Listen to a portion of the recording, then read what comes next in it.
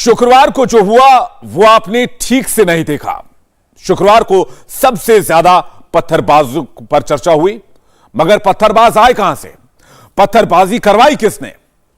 सोचिए, बीच चौराहे पर एक सांसद खड़े होकर फांसी दो का नारा लगवाए, सामने खड़ी भीड़ फांसी फांसी चिल्लाए और वो सांसद बीच चौराहे फांसी की बात कह जाए। क्या हिंदुस्तान ये कबूल कर सकता है?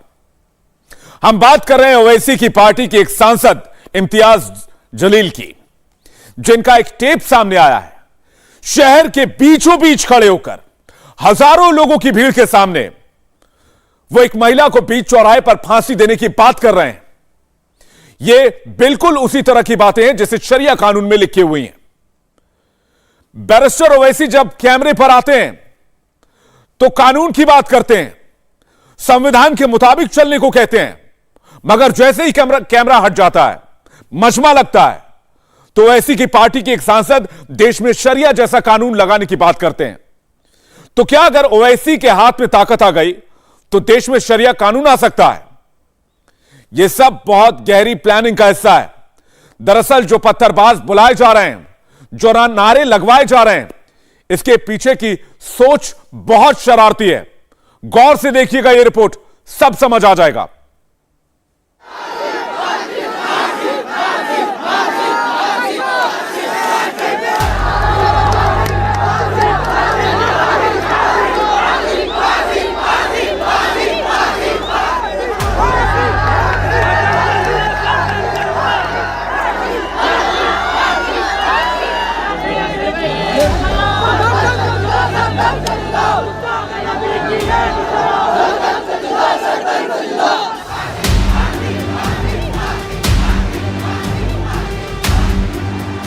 क्या सारे पत्थरबाजों की मास्टरमाइंड ओवैसी एंड पार्टी है? क्या पर्दे के पीछे का असली शरारती भाईजान ही है?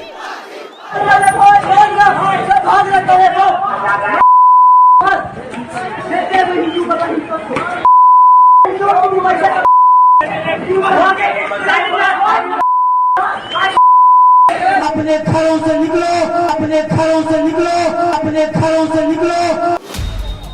प्रयागराज, सहारनपुर, मुरादाबाद से लेकर रांची, हैदराबाद, शोलापुर, औरंगाबाद तक क्या ओवैसी के पास इतनी पावर आ गई कि वो इतने शहरों में इतने बड़े पैमाने पर 100-50 नहीं, हजारों पत्थरबाज इकट्ठा कर सकते हैं? मार डालो, काट डालो के नारे लगवा सकते हैं।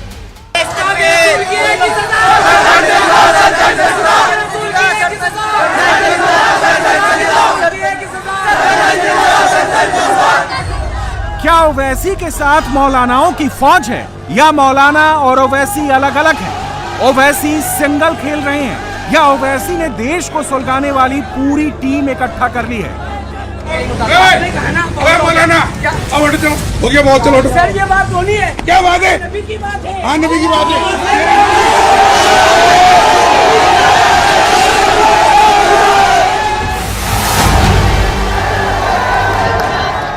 देश के अलग अलग हिस्सों में ओवैसी की पार्टी ने क्या किया, कैसे उकसाया? भाईजान के नेताओं ने हजारों की भीड़ के सामने क्या इशारा दिया? एक एक कैरेक्टर का, एक एक पत्थरबाज का पूरा टेप रिलीज करते हैं। शुरुआत 2 सांसदों वाली पार्टी AIMIM के औरंगाबाद वाले सांसद इम्तियाज जलील से करते हैं। शुक्रवार को देश का कोना कोना जल रहा था और इम्तियाज जलील औरंगाबाद में हजारों की भीड़ के सामने उस भड़काऊ आग में घी डालने का काम करते दिखाई दिए। इतनी भारी भीड़ बुलाकर, उपद्रवियों को इनविटेशन भेजकर ओवैसी की पार्टी करना क्या चाह रही थी, कहना क्या चाह रही थी, यह समझना है तो इनका ये वायरल वीडियो देख लीजिए। वीडियो में कही गई बातें सुन लीजिए। हमारे नबी करीम सल्लल्लाहु अलैहि वसल्लम की गुस्ताखी के अंदर अगर कोई बोलता है तो यकीनन हमारा गुस्सा जो है इसी तरह से फूट पड़ेगा। गुस्सा फूट पड़ना एक बात है, मगर गुस्से की आड़ में धार्मिक भावनाओं को भड़काकर अपना पॉलिटिकल हित साधना डेंजरस ट्रेंड है। इम्तियाज जलील का ये वायरल वीडियो देखकर आपको इसलिए भी शौक लगेगा क्योंकि एक पार्टी के सांसद बीच चौराहे पर खड़े होकर फांसी की वकालत करता है, लोगों से फांसी फांसी के नारे लगवाता है।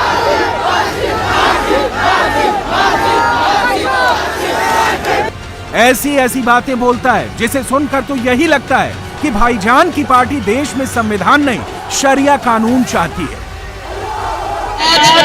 वक्त की जरूरत यह है कि आप हमें ताकत दो कि हम पार्लियामेंट के अंदर जाकर एक ऐसा कानून लेकर आए कि जिस कानून के तहत अगर किसी भी मजहब, अगर हमारे नबियों के खिलाफ अगर किसी ने भी गुस्ताखी करता है तो उसे फांसी की सजा मिलनी चाहिए।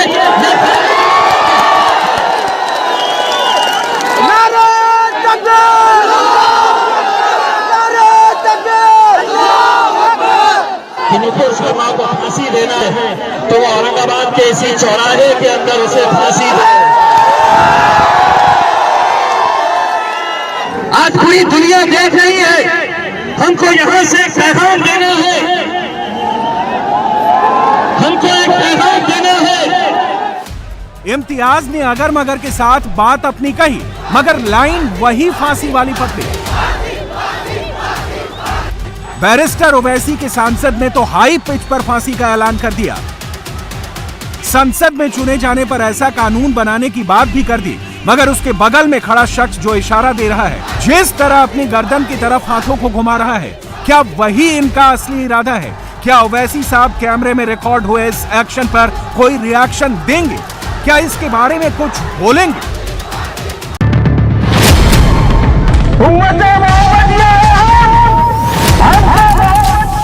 भाईजान के सांसद ने अपनी बात कह दी, बाद में मुकर भी गए। मगर हेट फैक्ट्री वाला ये इकोसिस्टम जिस मोहम्मद जुबैर के फैक्ट चेक पर सबसे ज्यादा भरोसा करता है, सबसे बड़ा फैक्ट चेकर मानता है, अब तो उसी जुबैर ने बाकायदा नाम लेकर कहा है कि इम्तियाज जलील ने ही भड़काया, हजारों की भीड़ से फांसी फांसी बुलवाया। इम्तियाज जलील ने जो हेट स्पीच दी, उस पर शिवसेना की नेता प्रियंका चतुर्वेदी ने भी अपना स्टैंड ले लिया। भाईजान के नेता के बयान को कटघरे में खड़ा करते हुए उसे कंडेम किया। ऐसे में सवाल यह है कि इम्तियाज जलील पर कोई एक्शन क्यों नहीं हो रहा? औरंगाबाद महाराष्ट्र में है, महाराष्ट्र में शिवसेना की गठबंधन वाली सरकार है, फिर भी सब शांत है। रही बात भाईजान की, तो जब यही सवाल बैरिस्टर ओवैसी से पूछा जाता है तो भाईजान सब गोलमोल कर देते हैं, वो भी चुप्पी साध लेते हैं, घुमा फिरा कर अपने नेता को डिफेंड करते हैं। इम्तियाज जलील ने नुपुर को फांसी की सजा की। इम्तियाज जलील के स्टेटमेंट के ऊपर हमने पार्टी की तरफ से ट्वीट किया और मैंने शुरुआत में भी ये बात कही कि देश का कानून के तहत नुपुर शर्मा को गिरफ्तार करना चाहिए और देश के कानून के तहत कोर्ट उनको सजा देनी चाहिए। ये पार्टी का ऑफिशियल स्टैंड है, जो इम्तियाज जलील साहब की बात से मुख्तलिफ है, और जो पार्टी का स्टैंड है वो सबको मानना पड़ेगा। विरोधाभास देखिए, इम्तियाज जलील खुल्लम खुल्ला फांसी फांसी के नारे लगवाते हैं, मगर भाईजान कैमरे पर आकर एक दूसरी ही कहानी सुनाते हैं। AIMIM ट्वीट करके कानून के मुताबिक कार्रवाई की बात करती है, मगर भाईजान की पार्टी के नेता कानून को ही ताक पर रखने की बात कहते हैं। औरंगाबाद में AIMIM का फांसी वाला नारा तो सिर्फ ट्रेलर था। महाराष्ट्र में एक और लोकेशन पर इस पिक्चर की शूटिंग चल रही थी। लोकेशन था सोलापुर। भीड़ वहां अपने आप नहीं आई, भीड़ को बुलाया गया। बीच सड़क पर हजारों की भीड़ के दरमियान गाड़ी पर खड़े होकर माहौल बनाया गया, लोगों की धार्मिक भावनाओं को उकसाया गया। बीच रोड पर खड़े इस शख्स का नाम है हाजी फारूक मकबूल शाब्दी। ये सोलापुर के AIMIM का सिटी डिस्ट्रिक्ट प्रेसिडेंट है। हजारों की संख्या में हुड़दंगियों को इनवाइट करने के बाद इसने ट्वीट किया, बैरिस्टर ओवैसी, अकबरुद्दीन ओवैसी, इम्तियाज जलील, वारिस पठान सबको टैग करके कहा। प्रोटेस्ट का ओवरवेलिंग रिस्पॉन्स रहा। सोलापुर में पत्थर तो नहीं बरसे, मगर बरस सकते थे, हिंसा हो सकती थी। भाईजान की पार्टी के नेताओं की तैयारी पूरी थी। इसकी पड़ताल करने के लिए जब हमने हाजी फारूक मकबूल शाब्दी का सोशल मीडिया प्रोफाइल खंगाला तो चौंकाने वाली बात पता चली। 9 जून को प्रोटेस्ट का ऐलान हुआ। सोशल मीडिया के जरिए ही भड़काया गया, लोगों को बुलाया गया, बाकायदा एजेंडा बताया गया कि कितने बजे आना है, क्या क्या करना है, कैसे कैसे करना है, किधर से आना है, किन किन इलाकों से जाना है। 10 जून 2022 को जुम्मा नमाज बाद ठीक 2:30 बजे MIM ऑफिस शाहजहूर दरगाह के सामने वहां से एक पैदल मोर्चा निकालने वाले हैं, जो कि जिलाधिकारी तमाम लोगों से गुजारिश करता हूं कि इस दिन आए और कसीर तादाद में आकर इस प्रोग्राम को कामयाब करें। जुम्मा के दिन भूलना नहीं है भाइयों। जो भी लोग इस मैसेज को सुन रहे हैं, देख रहे हैं या आपको पता भी चल रहा है, तो आप लोग अपने साथ तमाम लोगों को लेकर आइए। ये सोचिए कि हम लोगों को गुस्ताखे रसूलों को उनकी सजा दिलाना है। यानी औरंगाबाद हो या सोलापुर, दोनों जगह के मास्टरमाइंड भाईजान की पार्टी के ही नेता हैं। हाजी फारूक मकबूल शाब्दी के खिलाफ मामला दर्ज हो चुका है। रांची को ही ले लीजिए, वहां हुई हिंसा के तार भी AIMIM से जोड़े जा रहे हैं। मुस्लिम राष्ट्रीय मंच ने तो ये तक कह दिया है कि देश के अलग अलग इलाकों में हुई हिंसा के लिए सीधे सीधे AIMIM का हाथ है। ये कैसे है आपको बताएंगे, पहले रांची का ये वीडियो देखिए, गौर से ऑडियो सुनिए। दो पुलिस को उधर देखना, वहाँ पुलिस को पकड़ लिया दो को। अरे हाँ यार वो देख, हाँ वहाँ पे मार रहा है, देखना कैसे मार, पुलिस को भी मार रहा है भाई, वहाँ पकड़ लिया दो जन। एक तो पुलिस वाला छिपा हुआ है यहाँ पे, देख रहे हो? देखो छुपा हुआ, देखो छुपा मंदिर के जो सामने लेफ्ट साइड में। दंगाइयों ने पुलिस वालों को पकड़ पकड़ कर पीटा, ना कोई खौफ, ना कानून का डर। यहां AIMIM का कनेक्शन इसलिए एस्टेब्लिश होता दिख रहा है क्योंकि पुलिस की जवाबी कार्रवाई में जिस लड़के की मौत हुई है, उसका चाचा मोहम्मद शाहिद अयूबी असदुद्दीन ओवैसी की पार्टी के जिलाध्यक्ष हैं। तो क्या भाईजान की पार्टी दफ्तर से ऑर्डर मिलने के बाद ही रांची में पुलिस वालों पर हमला हुआ, गोलियां चली? आपके पैर में गोली लगी है? जी सर। अच्छा, तो आप कहाँ पर खड़े थे उस समय? रोड में। किस जगह? बाएं तरफ। अच्छा, तो सामने क्या काफी संख्या में लोग थे, क्या देख रहे थे? करीब करीब 8-9 हजार आदमी पार्टी में था। अच्छा, भीड़ था, SP साहब का माथा फोड़ दिया, वही बीच हम अड़ रहे थे, और बाद पर उड़वाजी कर दिया। और बाद फिर साहब बोले कि फायर करो, आसमानी फायर करो, तो आसमानी फायर किए। वही बीच में हम भागे, फिर हुआ भागे लगे था। आपको जो गोली लगी वो किसकी गोली से लगी? वो हम तो उधर से गोली आई, वो पब्लिक तरफ से, जो प्रदर्शनकारी थे, जो उपद्रवी थे। हाँ। वैसे महाराष्ट्र में जो नहीं हुआ उससे ज्यादा यूपी में हुआ। तो क्या यूपी में भाईजान की पार्टी इतनी ताकतवर हो गई कि एक साथ इतने शहरों में दंगा करा सकती है? जवाब है हाँ। खुलासा खुद प्रयागराज के ADG प्रेम प्रकाश ने किया है। सारा का नाम आया था, उससे पहले AIMIM के शाह आलम थे, उसका नाम आया, और यहाँ डॉक्टर आशीष मित्तल का नाम आया। उसके साथ ही जो AIMIM के जो महानगर अध्यक्ष अभी नए बने हैं, और जितने भी यहाँ जो प्रबंधक लोग हैं, जो इस्लामिया या इसके मैनेजमेंट से जुड़े हुए हैं, इन सभी लोगों का, क्योंकि वहाँ पर आसपास कहने के बावजूद इन लोगों ने वहाँ स्थिति को नियंत्रित नहीं किया, और ये सब जानते थे। ये वही शाह आलम है जो AIMIM का जिलाध्यक्ष है। शाह आलम पर भीड़ को उपद्रव के लिए उकसाने का आरोप है, और शाह आलम लगातार उपद्रवियों के संपर्क में भी था। नोट करने वाली बात यह है कि CA NRC को लेकर हुए प्रदर्शन में भी शाह आलम का नाम सामने आ चुका है। प्रयागराज हिंसा का कनेक्शन सिर्फ शाह आलम से नहीं है, माफियाओं से भी है। शाह आलम अहमदाबाद के साबरमती जेल में बंद माफिया अतीक अहमद का बेहद करीबी माना जाता है, और पुलिस की जांच अब इस एंगल पर भी शुरू हो चुकी है। AIMIM नेता मोहम्मद जीशान रहमानी भी हिंसा का मास्टरमाइंड बताया जा रहा है। जीशान पर आरोप है कि कई उपद्रवी उसके सीधे संपर्क में।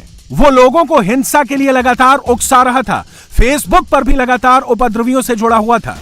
फरहान जी, कल ये जो पूरी घटना हुई और उसमें AIMIM का नाम सामने आ रहा है कि शाह आलम जो प्रदेश प्रवक्ता, जो जिला अध्यक्ष हैं, उनका नाम ADG ले रहे हैं। क्या वजह है? क्या आप लोगों की उसमें आपकी भूमिका रही? क्या आप लोग थे उस प्रोटेस्ट में? क्या उकसाया आप लोगों ने? इल्जाम आप लोगों पर? जांच होनी चाहिए थी, पड़ताल होनी चाहिए थी, नहीं हुई, सीधा नाम अनाउंसमेंट कर दिया। कैसे कर दिया? ये न्याय संगत नहीं, इसका हम विरोध करते हैं, कड़े शब्दों में इसकी निंदा करते हैं। साथ ही एडीजी साहब से, जिला प्रशासन से ये मांग करते हैं कि 72 घंटे के अंदर एमआईएम पार्टी को नहीं, मीडिया को, इंडिया टीवी को आप उपलब्ध करा दीजिए एक भी एविडेंस जिसमें जिला अध्यक्ष की संलिप्ति नजर आती हो, एक भी एविडेंस कि उन्होंने उपद्रवियों को फंडिंग की, उसका एविडेंस, या वहां पर वो खड़े होकर नारे लगाए, इसका एविडेंस, या तो उन्होंने भीड़ भेजी, समूह भेजा वहां पर, इसका कोई एविडेंस, या तो उन्होंने क्या नाम है उकसाने का काम किया, अद्धा पत्थर मुहैया कराने का काम, कि कोई भी एक एविडेंस दे दें, या किसी भी व्हाट्सएप ग्रुप में या फेसबुक पर इस प्रदर्शन को लेकर उन्होंने उत्तेजित करने का कोई एक बयान दिया हो, या कोई भी एक ऐसा शब्द लिखा हो जो दिखा दे जिला प्रशासन, हम भी मान लेंगे और आपके माध्यम से हमें भी पता चल जाएगा। हम चाहते हैं कि हमें ना दे जिला प्रशासन, 72 घंटे में आपको उपलब्ध करा दे, आप तो देश के सबसे बड़े चैनल हैं, आपको उपलब्ध करा दे। पुलिस का दावा है कि ये पूरी हिंसा सोची समझी साजिश का हिस्सा थी। इसके पीछे एआईएमआईएम के अलावा वामपंथी संगठनों, आईसा, चरमपंथी संगठन, पॉपुलर फ्रंट ऑफ इंडिया यानी पीएफआई और सीएएनआरसी विरोधी आंदोलनों में शामिल रहे लोग हैं। इन सब ने फेसबुक से लेकर बीच बाजार हुए पथराव में उपद्रवियों का साथ दिया। हिंसा का एक और आरोपी मोहम्मद जावेद और जावेद पंप भी है। एक बात और, मुस्लिम लाइव्स मैटर ये पोस्टर अभी भी इसके घर के बाहर लगा हुआ है और सीए के प्रोटेस्ट के दौरान भी इनकी भूमिका थी। तो पुलिस अब उस भूमिका को भी जांच रही है और इस सारे बैकग्राउंडर को जोड़ने के बाद पुलिस इस निष्कर्ष पर पहुंची है कि जावेद मोहम्मद प्रयागराज में हुए प्रदर्शन के मुख्य आरोपी हैं। फिलहाल उन्हें गिरफ्तार किया गया है, उनके फोन को जब्त किया गया है और व्हाट्सएप से जो चैट डिलीट की गई हैं उन्हें रिट्राइव करने की कोशिश की जा रही है। यूपी हिंसा में शामिल 237 से ज्यादा दंगाई गिरफ्तार हो चुके हैं। सबसे ज्यादा 68 गिरफ्तारी प्रयागराज से हुई है और हर लोकेशन पर एआईएमआईएम वाला कनेक्शन जरूर मिला है। यूपी की तरह दिल्ली की जामा मस्जिद में भी भाईजान की पार्टी का रोल साफ साफ दिख रहा है। खुद जामा मस्जिद के शाही इमाम ने इशारा दिया था, एआईएमआईएम के लोगों ने ही जामिया में हंगामा किया, फांसी वाला स्लोगन फेच किया। तो क्या व्हाट्सएप पर, फेसबुक पर मैसेज भेजने वाले भी एआईएमआईएम के ही थे? क्या भीड़ जुटाने वाले भी भाईजान की पार्टी के ही थे? क्रोनोलॉजी समझिए। एफआईआर में बैरिस्टर ओवैसी का नाम आया। ओवैसी ने उसे सोशल मीडिया पर चिपकाया और फिर ओवैसी कई घंटों तक कैमरे से गायब हो गए। एफआईआर में नाम आते ही भाईजान की पार्टी के नेता दिल्ली में हंगामा कर बैठे और फिर शुक्रवार आते आते देश के अलग अलग हिस्सों में हिंसा फैल गई। पत्थरबाज निकल गए, एआईएमआईएम से सबके तार जुड़ गए, सरेआम फांसी देने की बातें होने लगी। मगर भाईजान अब अचानक कानून व्यवस्था की बात करने लगे हैं। कानून के मुताबिक चलने को कह रहे हैं, मगर इसमें भी एजेंडे की बात कर रहे हैं। देश का जो कानून है उस कानून के तहत एक्शन लेना चाहिए, उनकी गिरफ्तारी अमल में लानी चाहिए और कोर्ट तय करेगा। आप मार कर पीटने की बात कर रहे हैं। अभी आप देखेंगे वीडियोस आ रहे हैं कि उत्तर प्रदेश में मुस्लिम बच्चों को एक कमरे में रखकर पीटा जा रहा है। अभी देखो आप वो, तो ये उसको बीजेपी के एक एमएलए बोल रहे हैं कि ये देखिए एक्शन है, उनको पीट रहे हैं। बच्चा बोल रहा है कि मेरा हाथ टूट गया, मत मारो मेरे को। तो हमारा बोलना यह है कि चाहे कोई भी कहे, चाहे एमआईएम का आदमी भी कोई कहा होगा, देश का कानून सुप्रीम है और देश के कानून के लिहाज से ही उनके ऊपर एक्शन लेना चाहिए। पत्थरबाजों के पीछे ओवैसी हैं। भाईजान खोलकर नहीं कहते, मगर प्लान एग्जीक्यूट हो जाता है। वैसे ये हेट प्लान सिर्फ ओवैसी का नहीं है, इसमें और भी कई बड़े चेहरे हैं। तौकीर रजा एंड टीम भी है। पिछले कुछ दिनों में इन सबका जैसा अग्रेसिव टोन दिखाई दिया है, उससे तो यही लगता है हो ना हो देश के अलग अलग हिस्सों में हुई हिंसा का कोई सियासी कनेक्शन तो जरूर है। हिम्मत कीजिए, हौसला कीजिए, खड़े हो जाइए, इंशाअल्लाह कारवा बनता चला जाएगा और इतना बड़ा कारवा बनेगा कि इन जालिमों के बस की बात नहीं होगी कि उसको कंट्रोल किया जा सके। हमें ये बता देना है कि हमारी आस्था भी किसी अदालत के अंडर में नहीं है। आ जाओ,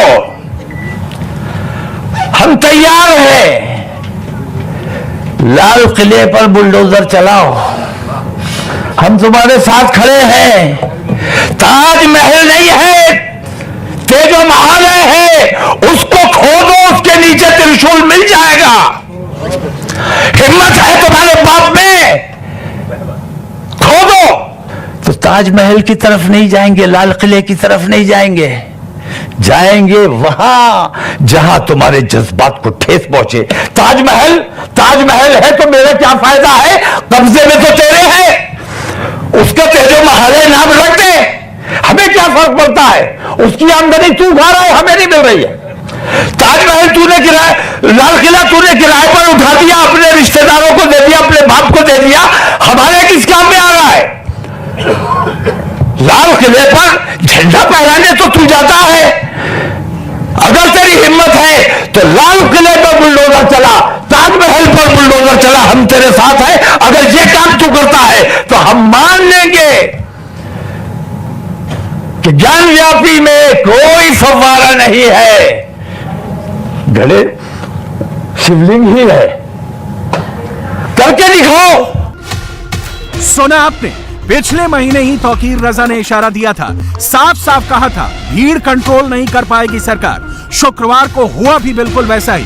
क्या इसे भड़काना नहीं कहेंगे, क्या इसे उकसाना नहीं कहेंगे? आखिर क्यों न तौकीर रजा जैसे मौलानाओं को कानून की ABCD बताई जाए, क्यों न जेल के चक्कर लगवाए जाए। देश संविधान से चलेगा, ना कि भीड़ तंत्र से। देश में कानून का राज होगा, ना कि पत्थरबाजों और उनके हैंडलर्स का। तभी तो पत्थरबाज का एक एक दंगाई चेहरा एक्सपोज हो रहा है। दंगाइयों के पीछे छिपा एक एक किरदार कैमरे पर आ रहा है। सारे सबूत इकट्ठा हो रहे हैं, सारे ऑडियो वीडियो मिल रहे हैं। पत्थरबाजों और उनके मास्टरमाइंड का बचना नामुमकिन है। अभी अपने देश के अलग अलग शहरों में पत्थरबाजी की तस्वीरें देखी। पत्थर बरसाने वाले ये वो लोग हैं जो इस पूरी साजिश के फुट सोल्जर्स हैं, यानी जो फ्रंट में रहकर पत्थरबाजी को अंजाम देते हैं, तोड़फोड़ करते हैं, आगजनी करते हैं। हमने आपको उन नेताओं के बयान भी सुनवाए जो साजिश की सेकंड लाइन में रहते हैं और जो पत्थरबाजों को उकसाने और भड़काने का काम करते हैं। लेकिन अब एक ऐसा तबका भी सामने आ रहा है जो ना तो पत्थर बरसाता है, ना रैली और जलसों में जाकर भड़काऊ तकरीरें करता है। ये वो लोग हैं जो कंप्यूटर पर बैठकर साजिश को अंजाम देते हैं। ये पढ़े लिखे हैं, इसलिए इनके एक हाथ में तो कंप्यूटर रहता है, लेकिन दूसरे हाथ से ये पत्थरबाजों की मदद करते हैं।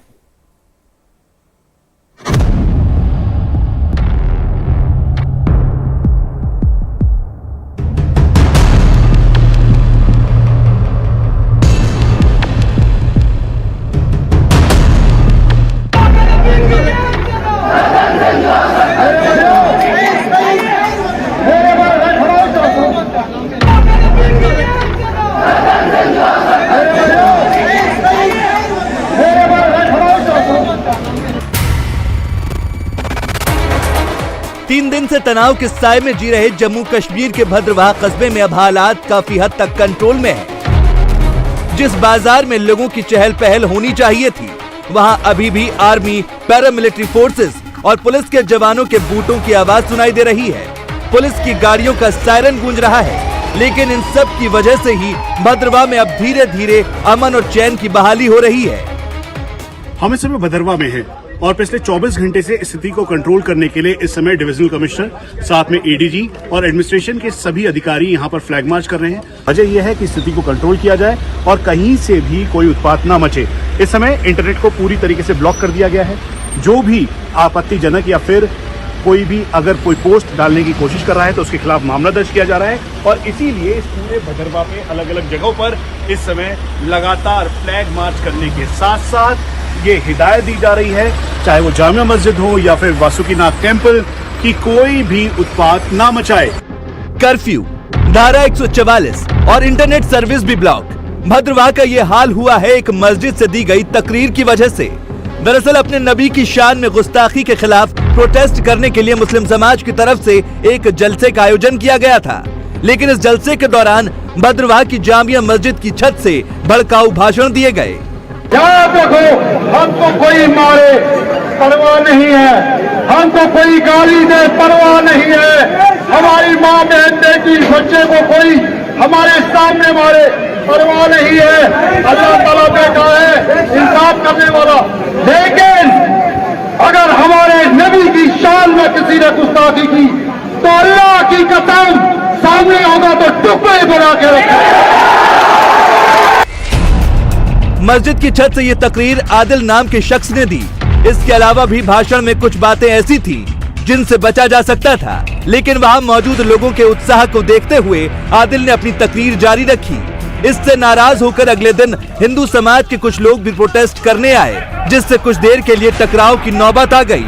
थोड़ी बहुत पत्थरबाजी भी हुई।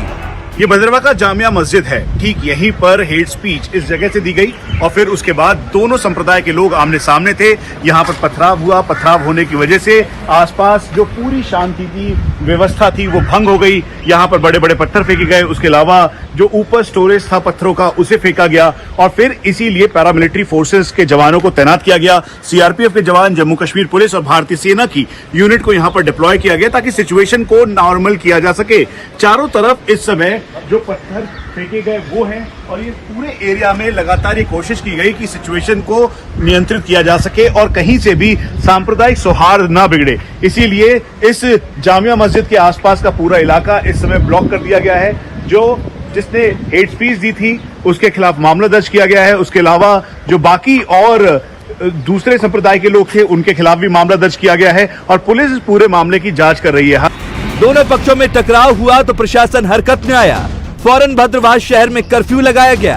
तनाव भड़काने में सोशल मीडिया ने भी अहम रोल निभाया था। दूसरे पक्ष की तरफ से भी सोशल मीडिया पर कुछ ऐसी पोस्ट की गई जो आपत्तिजनक थी।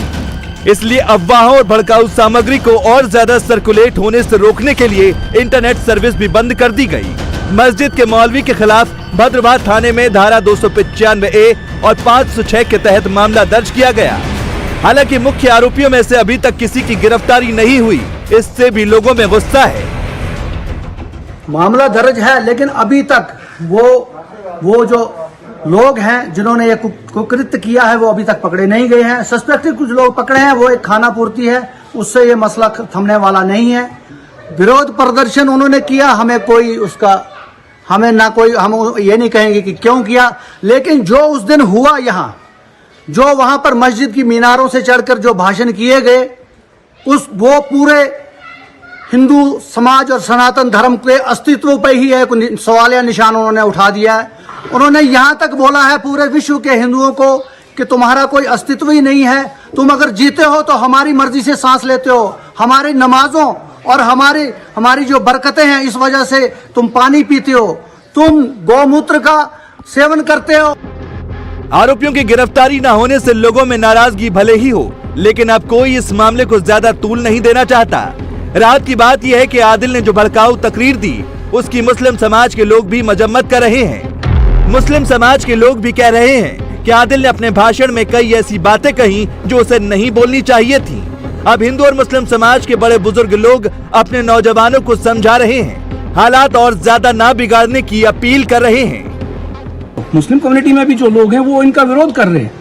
वो नहीं चाहते हैं कि ऐसे जो यहाँ पर क्रिमिनल हार्मनी को खराब करना चाहते हैं, इन लोगों को बुक किया जाए और इनको अरेस्ट किया जाए इमीडिएटली। यहाँ पर ये इमीडिएटली अरेस्ट हो जाते हैं, चाहे कोई भी हो। इवन अगर सोशल मीडिया में भी कोई ऐसा कोई भड़काऊ कोई ट्वीट करता है या कुछ करता है, उसके खिलाफ कार्रवाई की जाए, वो इंडिविजुअली उस पर कार्रवाई होगी। लेकिन एक पूरे समाज को रिप्रेजेंट करने वाले अगर ऐसे भड़काऊ भाषण करते हैं, उन पर कार्रवाई होनी चाहिए और सख्त कार्रवाई होनी चाहिए, ताकि लोगों में विश्वास बढ़े एडमिनिस्ट्रेशन पर, लोगों में विश्वास बढ़े पुलिस के प्रति, और यहाँ पर जो है ये जो हालात है नॉर्मल हो जाएंगे। जामिया मस्जिद के मौलाना भी अब कह रहे हैं कि इस मामले को अब ज्यादा नहीं खींचना चाहिए।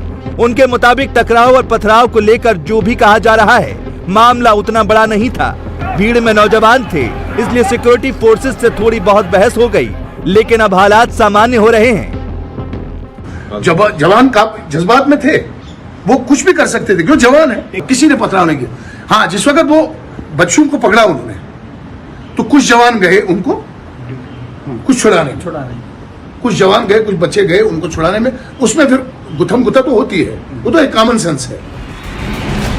हिंदू और मुस्लिम समाज के लोग जिस तरह से अमन बहाली के काम में मदद कर रहे हैं, उसके बाद प्रशासन का भी हौसला बढ़ा है। पिछले कुछ दिनों से जिस तरह से जम्मू कश्मीर में कश्मीरी पंडितों की टारगेट किलिंग हुई, कुछ मंदिरों में हमले हुए, उसे देखते हुए प्रशासन को डर था कि कहीं छोटी सी चिंगारी भी बड़ी आग की वजह ना बन जाए।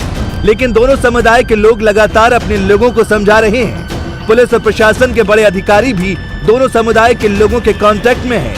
प्रशासन ने जामिया मस्जिद और इसके आसपास के इलाकों में चौकसी बढ़ा दी है। बड़ी संख्या में पुलिस और सिक्योरिटी फोर्सेस के लोगों को सुरक्षा में तैनात कर दिया गया है।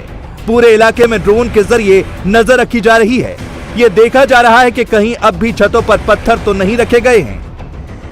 हम इस समय भदरवा में हैं और यहाँ पर paramilitary forces, Jammu Kashmir police और साथ में भारतीय सेना की तैनाती की गई है ताकि सिचुएशन कंट्रोल की जा सके। यहाँ पर मैविक 2 के जरिए इस समय जो पूरा एरिया है उसे चेक किया जा रहा है। ये आरोप लगाया गया कि जो मस्जिद है उसके ऊपर पत्थरों का जमावड़ा था और पत्थर को चेक किया गया कि वहाँ पर पत्थर है या नहीं, और इसीलिए ऑन ग्राउंड जहाँ पर इस समय सीनियर ऑफिशियल्स फ्लैग मार्च कर रहे हैं, तो वहीं भारतीय सेना वो जो ऊपर का इलाका है उनको पूरी तरीके से चेक कर रही है, मॉनिटर कर रही है, ताकि कहीं पे भी चाहे पत्थर हो, पेट्रोल बॉम्ब हो, उसका इस्तेमाल कोई ना करे और सांप्रदायिक सौहार्द को यहाँ पर ना बिगाड़े।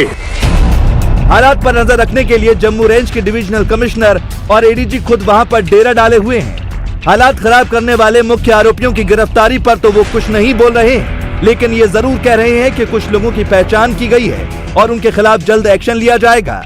यही नहीं, इन अधिकारियों की तरफ से लोगों से घरों से बाहर न निकलने की अपील की जा रही है। शांति बहाली के लिए ये जरूरी है कि जिन लोगों ने हालात बिगाड़ने की कोशिश की और इसके लिए कोशिशें लगातार जारी हैं।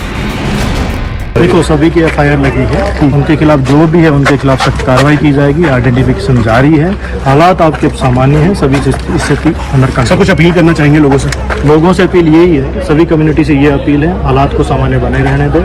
जो भी किसी तरह की एक्टिविटी करता है उनको ना करने दे, कोई हुल जुलूल पोस्ट ना करने दे, पूरी कम्युनल हार्मोनी बने। सर, आइडेंटिफाई हो चुके हैं वो लोग जिन्होंने आइडेंटिफिकेशन चल रहा है, जिन्होंने मस्जिद से बोला है, आइडेंटिफिकेशन चल रहा है। सबके खिलाफ कार्रवाई की जाएगी, चिन्हित किया गया है, सबके खिलाफ कार्रवाई होगी। सर, कुछ अपील करना चाहेंगे लोगों से इस समय शांति बनाए रखें और जल्द से जल्द स्थिति को सामान्य करने की कोशिश करें। हमारी तरफ से जो भी सहयोग चाहिए हम तैयार हैं। आइडेंटिफाई किया जा चुका है जिन्होंने ये धार्मिक भावनाएं भड़काई? सर जी। अधिकारियों की मुस्तैदी और भारी संख्या में सिक्योरिटी फोर्स की तैनाती से भद्रवाह में सिचुएशन फिलहाल अंडर कंट्रोल है। हिंदू और मुस्लिम समाज के लोग भी इस काम में मदद कर रहे हैं, लेकिन उनका कहना है कि अमन कायम रखने के लिए पुलिस को लगातार एक्टिव रहना होगा, क्योंकि कुछ लोग हैं जो लगातार भद्रवाह और डोडा जिले में तनाव पैदा करने की कोशिश कर रहे हैं। लोगों में गुस्सा और नाराजगी इसलिए भी है क्योंकि इसी भद्रवाह कस्बे में करीब 5 दिन पहले मशहूर वासुकी नाग मंदिर में तोड़फोड़ की गई। 11वीं सदी में बने इस मंदिर की यहाँ बहुत मान्यता है। वासुकी नाग मंदिर को भद्रकाशी के नाम से भी जाना जाता है। भद्रवाह की पहाड़ियों पर बने इस मंदिर में रविवार की रात या फिर सोमवार की सुबह तोड़फोड़ की गई। मंदिर के बाहर से लेकर अंदर तक तोड़फोड़ की गई। मंदिर के दरवाजे, खिड़कियां टूटे पड़े थे। मंदिर के अंदर मूर्ति के ऊपर भी पत्थर फेंके गए थे। मूर्तियों पर पथराव के कारण उनके चेहरे टूट गए। मूर्तियां खंडित भी हुई हैं। प्राचीन वासुकी नाग मंदिर पर हमले की वजह से भद्रवाह के लोग काफी नाराज थे। उन्होंने प्रोटेस्ट करके हमले के दोषियों को जल्द से जल्द गिरफ्तार करने की मांग की, लेकिन अभी तक तोड़फोड़ करने वाले आरोपियों के बारे में पता नहीं चल सका है। हमारे संवाददाता वासुकी नाग मंदिर के बेस मंदिर में गए, वहां लोगों से बात की। लोगों का कहना था कि करीब 1 हफ्ता होने वाला है, लेकिन पुलिस अब तक हमला करने वालों के बारे में कोई सुराग नहीं लगा पाई है। कैलाश कुंड और वासुकीनाग टेम्पल 17,400 फीट की हाइट पर है, लेकिन एक और मंदिर यहाँ पर स्थापित है भदरवा पर। जैसे ही यहाँ पर पता लगा कि ऊपर की मूर्ति को खंडित किया गया और साथ में वहां पे दान पेटी को चोरी कर लिया गया है, उसके बाद यहाँ पर सभी लोगों ने आंदोलन शुरू किया। पुलिस ने मामला दर्ज किया। राहत की बात यह रही कि वासुकी नाग मंदिर पर हमले को लेकर हिंदू समाज की तरफ से बात ज्यादा नहीं बढ़ाई गई। एक दिन प्रोटेस्ट किया गया और उसके बाद दोषियों को पकड़ने के लिए पुलिस के आश्वासन पर भरोसा किया गया। लोगों की ही समझदारी का असर है कि भद्रवाह अब शांत है। भद्रवाह में हालात तो अब धीरे धीरे नॉर्मल हो रहे हैं, लेकिन कश्मीर में अब भी कुछ लोग हैं जो ऐसी हरकतें कर रहे हैं जिससे घाटी में अमन और चैन के माहौल में खलल पड़े। ऐसी एक गलती की फैजल वानी नाम के एक शख्स ने, जिसकी वजह से अब वो सलाखों के पीछे पहुंच गए। फैजल ने नुपुर शर्मा को लेकर एक वीडियो बनाया था। वो वीडियो इतना आपत्तिजनक था कि बाद में फैजल वानी को न सिर्फ वीडियो डिलीट करना पड़ा बल्कि माफी भी मांगनी पड़ी। कल रात को मैंने एक वीडियो अपलोड किया था जो नुपुर शर्मा के बारे में था, जो मैंने VFX वीडियो बनाया था, तो वो बहुत तेजी से वायरल हो गया। वो वीडियो बहुत तेजी से वायरल कर गया और वो ऑल ओवर इंडिया वायरल हो गया, जिसकी वजह से मैं बेगुनाह फंस गया कि मेरा कोई भी इंटेंशन नहीं होता है कि मैं दूसरे धर्म को हर्ट करूं, क्योंकि हमारा इस्लाम हमें सिखाता है कि दूसरे धर्म की रेस्पेक्ट करो। तो मैं हर किसी धर्म की रेस्पेक्ट करता हूं। हाँ, मैंने वो वीडियो बनाया, मैं मानता हूं मैंने वो वीडियो बना लिया था, बट मैंने कोई इंटेंशन नहीं था कि कोई वायलेशन हो जाए, ऐसा कोई भी मेरा इंटेंशन नहीं था। तो वो वीडियो मैंने कल रात को ही डिलीट भी कर दिया था। तो उसके लिए मैं अपोलोजाइज करता हूँ, आप सभी लोगों से सॉरी बोलता हूँ, क्योंकि अगर मेरी वजह से कोई हर्ट हो गया होगा तो उसके लिए मैं I am extremely sorry for that. मेरा कोई भी इंटेंशन नहीं था ऐसा कि मैं किसी को हर्ट करूं, यही सब कुछ मैंने बोला था।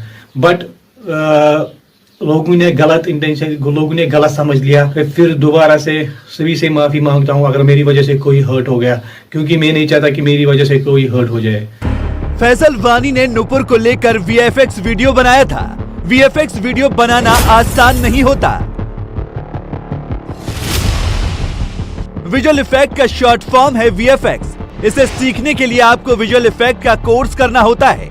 इस कोर्स की फीस 1 लाख रुपए से ज्यादा होती है। फिर अगर आप अपने कंप्यूटर में VFX वीडियो बनाना चाहते हैं तो उसके लिए सॉफ्टवेयर खरीदना होता है। सॉफ्टवेयर की क्वालिटी और ब्रांड के हिसाब से इसकी कीमत भी 20,000 रुपए से लेकर लाखों रुपए तक होती है। VFX के लिए चाहिए पावरफुल मेमोरी वाला महंगा कंप्यूटर। फैजल वानी गारमेंट्स का कारोबार करता था, लेकिन बिजनेस ठप होने की वजह से उसने दुकान बंद कर दी और नौकरी की ख्वाहिश में VFX का कोर्स किया। सॉफ्टवेयर खरीदा, लेकिन उसने अपनी क्रिएटिविटी का इस्तेमाल गलत काम में किया और जेल पहुंच गया। गिरफ्तारी से पहले उसने माफी वाला अपना जो वीडियो बनाया था उसमें वो कह रहा था कि उसके पिता नहीं है, माँ अकेली है। कंप्यूटर कोर्स करने गया था ताकि मुझे आराम से जॉब मिल सके। ये मेरी एक्टिविटी है। अगर आपको मुझ पे शक है, आप वेरिफिकेशन करवा सकते हो कि मैं किस तरह का लड़का हूँ और क्या लड़का हूँ और मेरी एक्टिविटी क्या है।